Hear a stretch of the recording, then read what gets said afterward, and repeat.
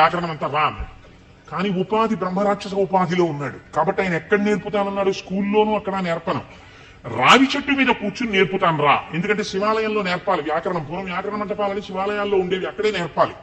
కాబట్టి నీకు నేను రావి చెట్టు మీద నేర్పుతాను. రావి చెట్టు మీద కూడా ఎక్కడ? చిటారి కొమ్మ మీద కూర్చుని నేర్పుతాను, అక్కడ కూర్చో. ఎక్కడ పడిపోతానో అని కునుకు రాకుండా బాగా వింటావు. చెప్పేవాడు బ్రహ్మరాక్షసుడు, చెప్పేది చిటారి కొమ్మ మీద రావి చెట్టు మీద. టైం ఇవ్వను, ఉత్తర క్షణం అడ్మిషన్ ఇచ్చేసాను నీకు, రా ఎక్కేద్దాని చెట్టు. అమ్మ బాబో ఇదో అఘాయిత్యం కింద ఉందని పాపం ఈ చంద్రశర్మ ఆయనతో పాటు చెట్టెక్కి చెట్టు చివారి కొమ్మ మీద కూర్చున్నాడు.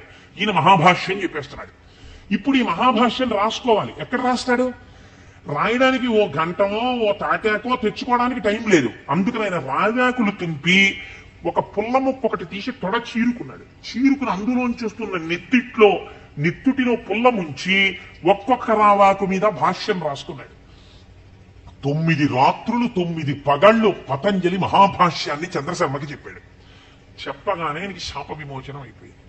శాప విమోచనం అయిపోయిన తర్వాత ఇప్పుడు నాకు బ్రహ్మరాక్షసుడిగా ఇంతకాలం బతిగాక పూర్ణ వైరాగ్యం వచ్చేసింది. కాబట్టి ఇంక నేను ఒక గురువు యొక్క పాదములను ఆశ్రయించి సన్యాస దీక్ష తీసుకుని నా జీవితాన్ని తరింప చేసుకుంటానని శుకబ్రహ్మ యొక్క పాదములు పట్టుకుని గౌడపాదాచార్యుల వారైన వారు వారే. మనం శంకరాచార్యుల వారి గురు పరంపరలో గౌడపాదాచార్యుల వారిని చెప్తాం. ఎవరో తెలుసా అండి ఆ గౌడపాదాచార్యుల వారు? ఈ బ్రహ్మరాక్షసుడే గౌడపాదులు అయ్యారు. గౌడపాదులై శుకబ్రహ్మ యొక్క పాదములు పట్టుకుని సన్యాస దీక్ష తీసుకుని గౌడపాదాచార్య పేరుతో ఉన్నారు ఆయన. ఈ చంద్రశర్మ ఈ రావ్యాకుల మీద రాస్తున్న మహాభాష్యం అంతా ఓ బట్టలో మూట కట్టాడు. మూట కట్టుకుని వెళ్ళిపోతున్నాడు ఆయన. వెళ్ళిపోతుంటే పాపం 9 రాత్రులు 9 పగళ్ళు నిద్ర లేదు. అడవిలో ఒక చోట మూట తల కింద పెట్టుకుని నిద్రపోతున్నాడు. ఎక్కడి నుంచో మేక వచ్చింది.